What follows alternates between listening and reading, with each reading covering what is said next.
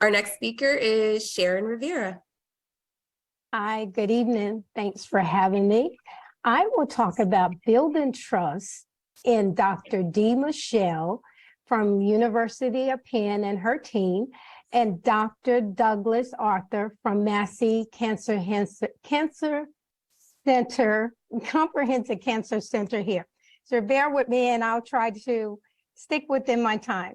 Again, my name is Sharon Rivera Sanchez. I'm an 8-year triple negative breast cancer survivor and thriver.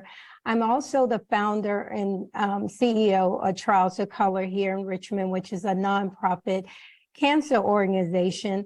And our mission is to advocate, educate, and give back to the community. So when we talk about trust and mistrust, the community where I come from, I normally hear things like, you know what happened to Henrietta Lacks or Tuskegee. And from time to time, I also hear about guinea pig. So generally, trust is virtual. It's very hard to come by, either in a relationship, friendship, any time you have a unit that involves one or more people. And when it comes to the healthcare system, it's even that much harder. Trying to make a decision because you are simply entrusting your life in the hands of someone or a medical team you may meet for the first time and you just been told you have cancer. Just sit with that for a minute. So when we talk about mistrust, we're trying to bridge the gap. What happened to Henrietta Lacks? It did happen. And it was not fair. This happened in 1951 when we did not have laws in place. We didn't even have people that looked like me sitting on boards, calling themselves an advocate or a research advocate. So this is why I'm very passionate about this.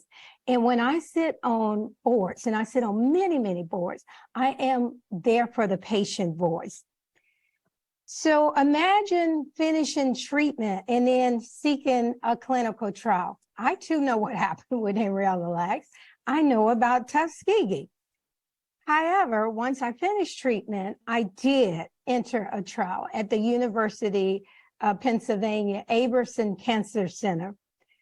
I was definitely apprehensive before I joined the trial.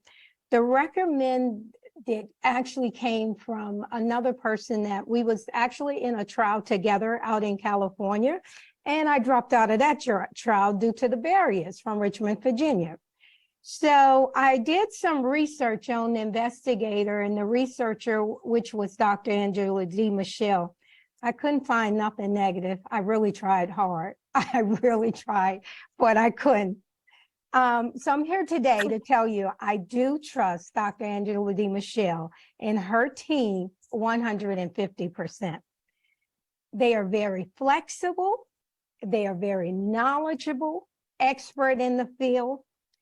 So when at my first visit and intake and everything, and I was in the trial, she assigned me to a nurse practitioner.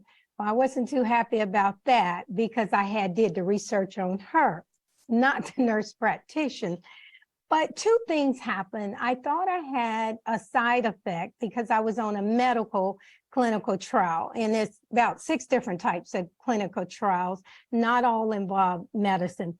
So when I called and reported it, she immediately said, I need you back under me. When you get here, don't see the nurse practitioner. So I never got to meet the nurse practitioner. And she checked me very thorough, so immediately she moved me back under her watch. Second incident happened where I thought something was going on with the eyesight.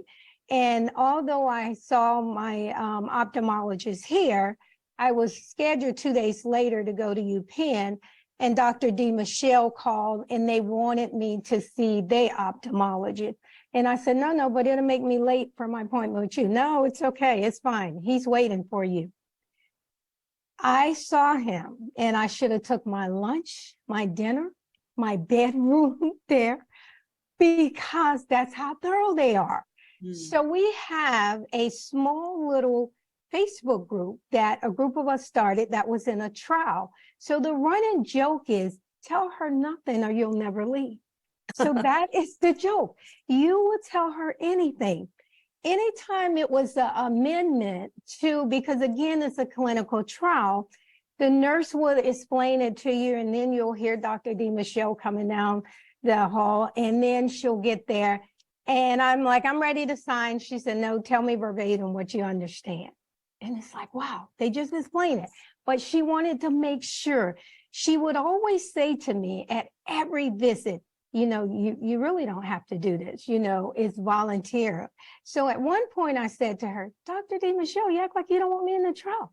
No, but I have to make sure you understand. So this is the many, many reasons that I trust University of Penn, Abraham Cancer Center, Dr. D. Michelle, and her entire staff. Wow. But we have another physician as well, and his name is Dr. Douglas Arthur, and he's a radiologist oncologist. He's here in Richmond, Virginia, Massey Comprehensive Cancer Center. So I showed up one Friday. I was scheduled to have radiation on a Monday at a satellite clinic. I did not have an appointment with Dr. Arthur. I just showed up. And I told her, I need to see Dr. Arthur. He's in surgery. No, I'm not moving. I need to see him.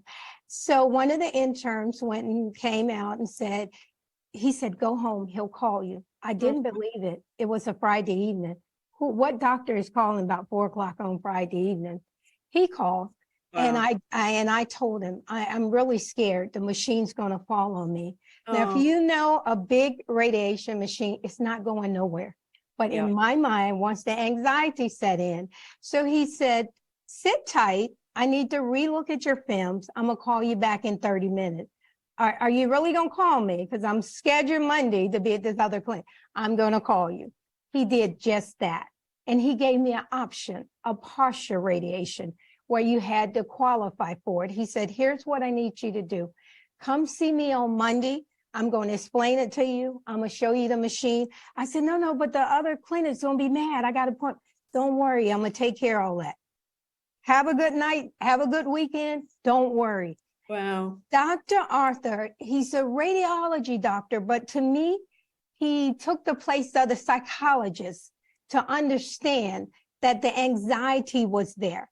It is still there.